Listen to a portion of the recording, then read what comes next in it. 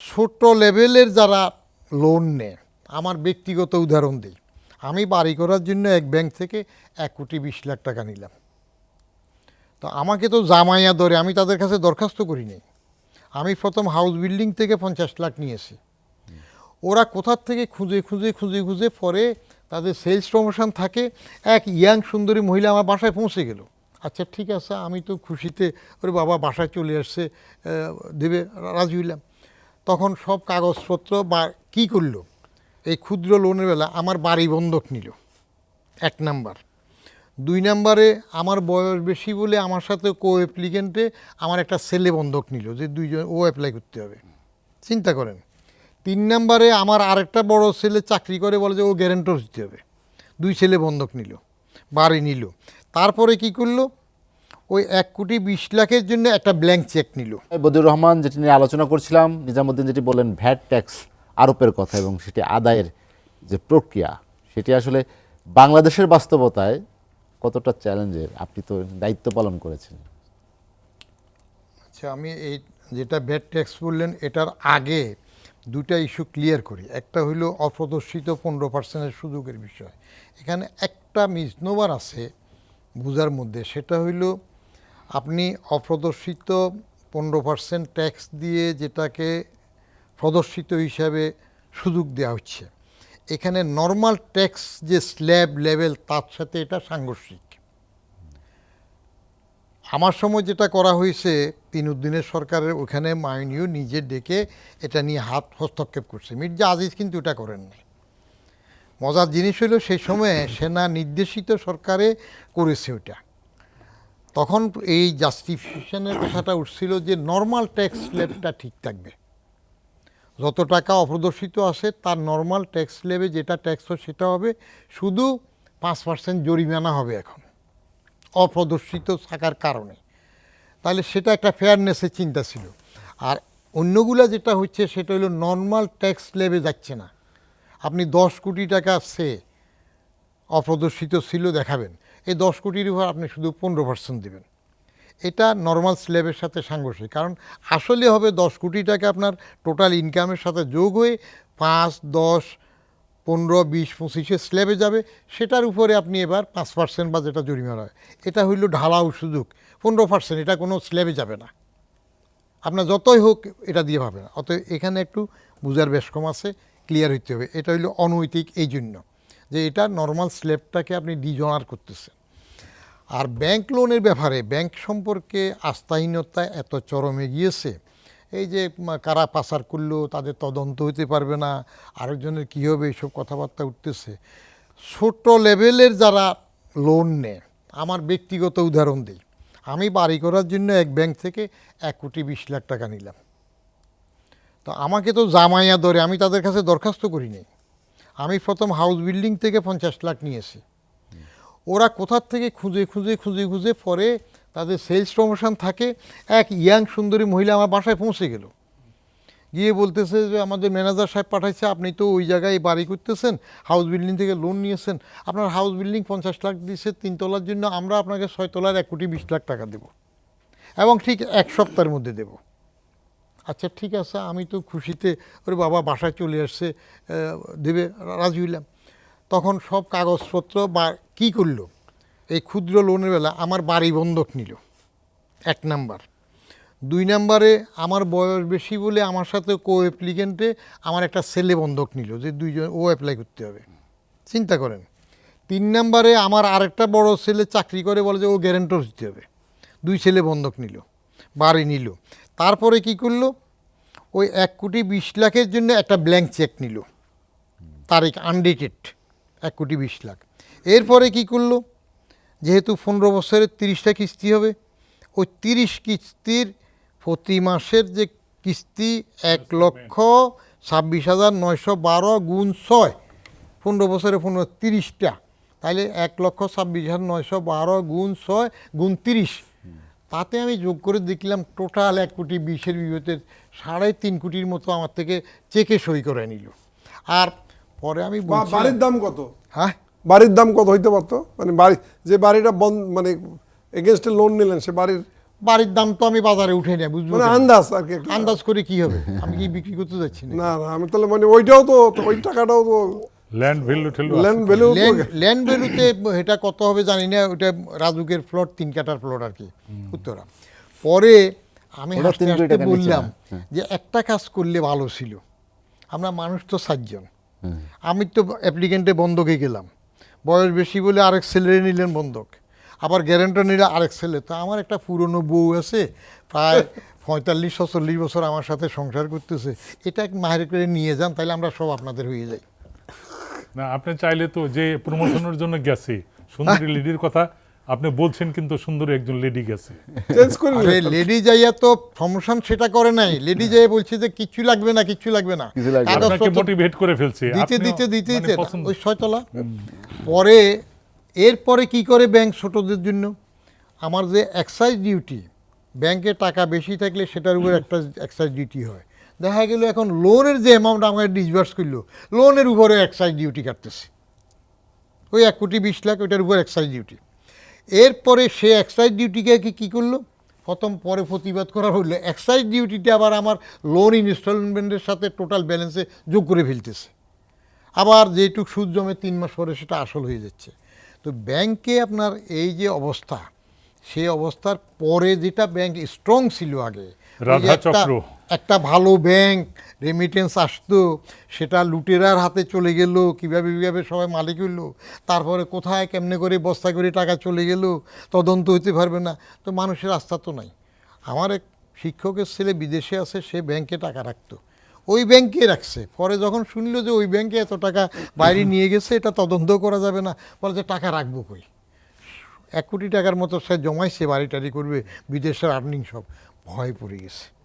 তো এখন আবার দুর্বলের উপর সবল একীভূত হওয়া, এটা রাজনৈতিক অদূরদর্শিতার ফলে এইভাবে ব্যাংকের ছাতার মতো ব্যাংক হয়েছে। যদু মধু রামসাম ব্যাংক হইলে হয় না, ব্যাংক করার জন্য শক্ত তার ভিত থাকতে হয়। কোথা থেকে কে আসছে, আমলার থেকে আসছে, মন্ত্রীর থেকে আসছে, তারা ব্যাংক দিয়ে দিচ্ছে, কয়েকজনে বিদেশ থেকে কিছু টাকা পকেটে করে আনছে, আইনা ব্যাংক হয়ে যাচ্ছে। ওই যে আরেকটা কথা বললেন না, যে বিনিয়োগ, সরকারি ব্যাংকের বিনিয়োগ নিয়ে আবার ব্যাংক বেসরকারি ব্যাংক করতেছে, হচ্ছে, হ্যাঁ। তো এইগুলো করলে ফটকাবাজি কয়দিন, 1 দিন 2 দিন 3 দিন ধরা পড়বে, তো সে ধরাতে পড়ে যাচ্ছে, এখন মানুষের আস্থা নামতেছে। এবার ব্যাট এবং নির্যাতন, ট্যাক্স, জি। ট্যাক্স, এটা আপনার সবসময় হয়ে আসতেছে। এক পক্ষ বলবে নির্যাতন শিকার হচ্ছে, যারা কালেক্টর তারা বলবে যে আমরা নির্যাতন করি না, এটা ঠিক। উপরের দিকে মোটামুটি কোনো ঝামেলা হয় না, নিচের দিকে যে ঝামেলাগুলো হয় আমি নিজেও দেখেছি, সেটা আন্ডারহ্যান্ড ডিলিংয়ের মধ্যে শেয়ারিং হয়। There is no denying the fact. আপনি ব্যবসায়ী তার হিসাবে একরকমভাবে বলবে, যিনি দেন ব্যবসায়ী যে দে, আর যে নিচ্ছে সেখানে শেয়ারিং হচ্ছে, তাকাতাকির মধ্যে। এই জন্য অটোমেশন যত হবে তত এটা কমে যাবে। আপনি কাকে বলবেন না এগুলো নির্যাতন? আমাকে তো, আমার চেহারা তো বাংলা পাস, আমি নিজে রিটার্ন দিতে গেলাম, তো আমাকে চিনতে পারে না অনেক বছর পরে, গেঞ্জি গায়ে হাঁটা, আমার রিটার্নের মধ্যে ওই যে অফিসার নাই, রাখিয়া যান, কালকে এসে নেবেন। অফিসার নাই, অফিসার ডিসি সাহেব যিনি সই করবেন, ডেপুটি কমিশন উনি নাই, কালকে এসে নেবেন, এটা আমাদের চিনতে পারে নাই। বছর 2-3 আগে। হ্যাঁ, চিনতে পারে না, চিনবে কোত্থেকে? আমার চেহারা বাংলা, কালো, গেঞ্জি পরে গেছি, ওতে চুপচাপ দিলাম, বলে যে রেখে যান, কালকে এসে নেবেন। আমি বলি, বাবু রে, আমি তো আসছি অনেক দূরের থেকে, সেই মিরপুর থাকি, সেখান থেকে আসছি, এইভাবে বাসে এরকম 2 ঘন্টা লাগছে, আবার যাইতে 2 ঘন্টা, আরেকদিন আসবো, একটা ব্যবস্থা করে দেন। বসে রইলাম 1 ঘন্টা, কোনো খবর নাই, বলে যে উনি নাই। আমি না থাকলে, পরে বললাম, উনি না থাকলে আরেকজন তো আছে, লিভ সাবস্টিটিউট থাকবে বা অন্য অফিসার থাকবে। তো আমি এই ফাঁকে কিন্তু আমার লাভ হইলো, আমি দেখতেছি কি করতেছে। আপনার পরিচয় দেন নাই। না, পরিচয়, এটার জন্য পরিচয় দেবো কি? এটা ছোট্ট একটা রিটার্ন সাবমিট করবো স্ত্রীর, এটার জন্য পরিচয় দেওয়ার দরকার নাই, আমি এমনিও পরিচয় দিই না। তারপরে যাইয়া দেখতেছি যে সেখানে হচ্ছে ওই যে রেখে গেছে, আরেকজন এসে নিচ্ছে, নেওয়ার সাথে কি তাদের আগে কি কথাবার্তা হইলাম বললাম, দেখলাম যে ওই রিসিপ্ট নিতেছে, আবার একটু ছোট্ট বাংলাদেশ ব্যাংকের কি নোট টোটও দেখেই সাথে দিচ্ছে। তো এইগুলো হাসি খুশির মধ্যে লেনদেন চলতেছে। আমি কিন্তু বসে রইলাম 1.5 ঘন্টা থেকে, এগুলো দেখার পরও আমি বললাম যে আপনি যেখানে হোক অফিসার থেকে সই করাই আনেন, আমার একটা, আমি আরেকদিন আসবো না। একটা উদাহরণ দিলাম, আমার স্ত্রী রিটার্নের মধ্যে চিঠি দিয়ে দিল, আমি নিজে রিটার্ন জমা দিলাম মেলাতে, সেটা সিরিয়াল নাম্বার আছে, রেজিস্টার আছে, হঠাৎ করে একটা ফ্রেমপত্র এসে গেল যে আপনি এই বছর রিটার্ন জমা দেন নাই। তা আমার একটা কিউরিসিটি হইল, টেলিফোন করলাম, তো এখন কি করতে হবে, ভুল হয়ে গেছে, জমা তো দেয় নাই। বলে যে আসেন, আসলে একটা সমাধান হবে। আমি এনজয় করতেছি, পরিচয় দিচ্ছি না, সমাধান হবে। তো নিচের দিকে এগুলো আসে। হ্যাঁ, আপনি প্রশাসনিক হয়রানি শুধু এনবিআর বলছেন কেন, আমি তো এবার 3টা হয়রানির শিকার হয়েছি। 1 নাম্বার ওয়াসা। জি, ওয়ালটন ফ্রিজ কিনে অনেকের মতো আপনিও হয়ে যেতে পারেন মিলেনিয়াল। সেরা পণ্যের সেরা অফার। বদিউর রহমান যেটি নিয়ে আলোচনা করছিলাম, নিজামুদ্দিন ভাই যেটি বলছিলেন যে এলসি খোলার কথা, ছোট ছোট ব্যবসায়ী বা 12টা মধ্য 10 ব্যবসায়ী যারা আছেন তারা এলসি খুলতে পারছেন না, বা সরকারি নির্ধারিত যে রেট তার চেয়েও বেশি তো আর তাদেরকে ধরেন দিতে 15 হচ্ছে। মিনিটে শেষ। আপনার যে পয়েন্টগুলো উঠলো সেগুলোর মধ্যে সবচেয়ে বড় জিনিস দৃষ্টি আসে যেটা, সেটা হলো সুশাসন নেই। জি। এর পরিণতিতে সবটা হচ্ছে। তার মানে যথাস্থানে যথা ব্যক্তি নাই। এই যে কথা উঠতেছে বাংলাদেশ ব্যাংক নিয়ে, এটা তো বাংলাদেশ ব্যাংকে ইনসিডেন্টালি আমি ছিলাম। ওই যে 1976 সালে 14 অক্টোবর জয়েন করেছিলাম, তখন পাবলিক সার্ভিস কমিশনের মধ্যে মাধ্যমে 80 জন ক্লাস 1 অফিসার নিয়েছিল। গভর্নর ছিলেন নাজির আহমদ সাহেব। হি ওয়াজ ইনস্ট্রাক্টেড বাই প্রেসিডেন্ট জিয়া যে বাংলাদেশ ব্যাংকের জন্য পিএসসির মাধ্যমে একটা ব্রাইট ব্যাংক নিয়ে আসতে হবে। তো ওই সময় বাংলাদেশ ব্যাংকে চাকরি করে আমার একটা ধারণা হয়েছিল যে বেহেশতে চাকরি করে গেলে হকভাবে প্রথম অবস্থায় বাংলাদেশ ব্যাংকের লোকগুলা বেহেশতে যাবে। আমি 2.5 বছর মতো করেছি। শুধু আমরা বলতাম যে আমাদের এক ভাই ছিল, নাম বলবো না, যে ওনারে বেহেশতের গেটে দারোয়ান একটু আটকাতে পারে, কারণ উনি ব্যবসায়ীর কাজ টাজ করার সময়, ফাস্টফুড এন্ডোর্স করার সময় একটু চাইনিজ খেতে যেতেন। এই যে চাইনিজ খেতে যেতেন, এটাই উঠল তার দুদকে যাওয়ার বা গেটে আটকায় দেওয়ার।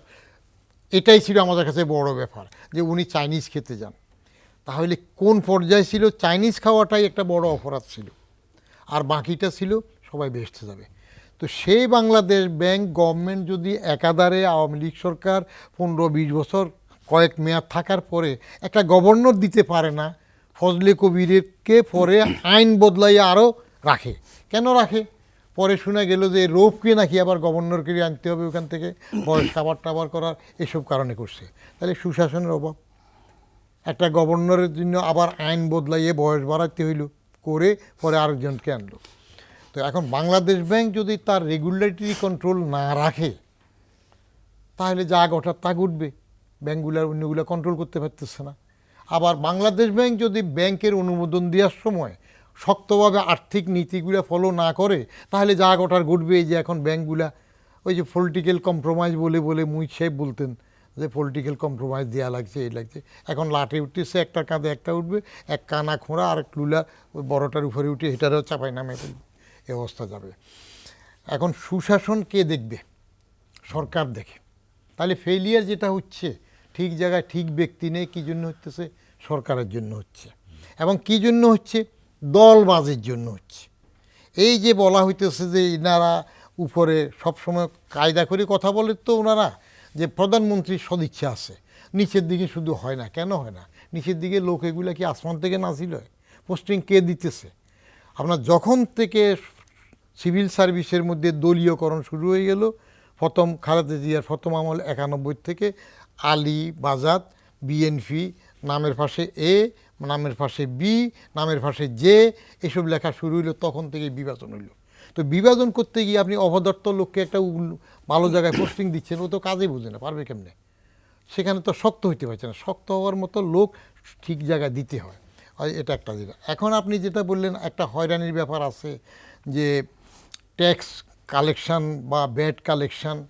এখন লার্জ ইউনিট যেটা ওনাদের, সেগুলাতে তো একটা বড় পর্যায়ে চলছে। ছোটোগুলাতে কালেকশানের মধ্যে ওই যেটা আমি প্রথমে বললাম, আন্ডারহ্যান্ড ডিলিং যদি থাকে, দুই পক্ষের যদি আপোষ থাকে, আনোয়ার সাহেবের ওইখানে যদি ইন্সপেক্টর গিয়ে পায়ের উপর পা উঠায় বসে বলে, তাহলে সে সাহসটা কোথার থেকে পেল? সে আরেকখানে এরকম বসে শেয়ার করে আসছে। ওই আনোয়ার সাহেব না আরেক সাহেব, রহিম করিম সাহেব, তাকে সেভাবে প্যাট্রোনাইজ করেছে। ওইটা করার প্রেক্ষিতে তো সেটা করতে পারছে। যদি আপনার ওনারা সেই প্যাট্রোনাইজটা না করে, তাহলে এটা হতো না। আমি নিজে দেখেছি, যেহেতু আমি প্র্যাকটিক্যালি দেখেছি, তো ওখানে প্যাট্রোনাইজ যদি আপনি না করেন নিচের দিকের অনেকগুলো এরকম উঠতে পারে না। মানে প্যাট্রোনাইজ কারা করে? কারা করে? আপনি করেন। না, আপনি করেন না, আপনার আর ভাই করে। আমাদেরকে ব্যবসায়ীদের প্যাট্রোনাইজ কখনোই করে না। আপনার করাপশনটার মধ্যে আপনি কে টাকা করাপশনের দিচ্ছে? সুযোগটা দেন, হ্যাঁ, আপনি সেই করাপশন করার সুযোগটা আমাকে দেন। দায়িত্ব তো রাষ্ট্র বসাইছে আপনাকে আহা, পাহারা দিবার জন্য। এই তো শেয়ারিং হচ্ছে এখানে। না না, আপনাকে শুনেন, দায়িত্ব দিচ্ছে আমি রাষ্ট্র শুধু- পাহারা দিবার জন্য, আমাকে সঠিকভাবে চলার জন্য। হ্যাঁ। কিন্তু আপনি সেই সঠিকভাবে আমাকে চালাচ্ছেন না। রাষ্ট্র ব্যবস্থাটাতেই, রাষ্ট্রের যে ব্যবস্থা কাঠামো, সেইখানে একজন অফিসার থাকবেন, তারা সঠিকভাবে সেটার জবাব দেশকে চালাবে। আপনার সেটার জবাব আমি অল্প আগে দিয়েছি। রাইট জায়গায় রাইট লোক তো নাই, হ্যাঁ, হ্যাঁ। তো সেখানেই তো এটা শেয়ারিং হচ্ছে। রাইট জায়গায় রাইট লোক না থাকলে যেটা হয় সেটা হবে। আমি আপনি- স্মাগলিং হয়ে আপনি সোনা আপনি কি আসলো শুন- 10 কেজি, আপনি- এয়ারপোর্ট দিয়ে সোনা 10 কেজি আসলো, বললো যে আপনার ট্যাক্স দিতে হবে না, আমার দিয়ে দেন। ও সুযোগ তো পাবেন। হ্যাঁ, আপনি সেটা বলছেন কেন? ওই যে সোনা কোথার থেকে চলে গেল না, হ্যাঁ। কে দায়ী? আমাকে একবার জিজ্ঞেস করতেছিল যে এটা একটা সাক্ষাৎ দেন। আমি বলি, বাবা সোনা কি নিজে হাঁটতে পারে? হ্যাঁ, হ্যাঁ। সোনা কি নিজে বল থেকে বাইরে চলে গেছে? তো কে দায়ী আপনি বুঝতেছেন না? ওরা যারা পাহারা দিছে তারাই এটা ভাগ বাটোয়ারা করছে। তো এখন তাদেরকে ধরতেছে না কে? সবগুলো একটা গ্রুপের মধ্যে আছে। তাদেরকে প্রশ্রয় কে দিচ্ছে? একটা গ্রুপে আছে। তাহলে এটা চেইনের মধ্যে হইলে আপনি কিছু করতে পারবেন না। আর আমাদের সিস্টেমটা হয়ে গেছে আসলে আগ থেকে একটা বিচার বিভাগ, মনে করেন এই দেশের, এগুলা বললে তো উনিরা খেপে যায়, যে যেই দেশের প্রধান বিচারপতি আবার চিফ মার্শাল ল অ্যাডমিনিস্ট্রেটর হয়। নজির আছে না? হ্যাঁ, প্রধান বিচারপতি সিএমএলএ হয়ে গেল না, আবার প্রধান বিচারপতি কি মামলায় ধরে দোষী হয়ে চলে গেল না।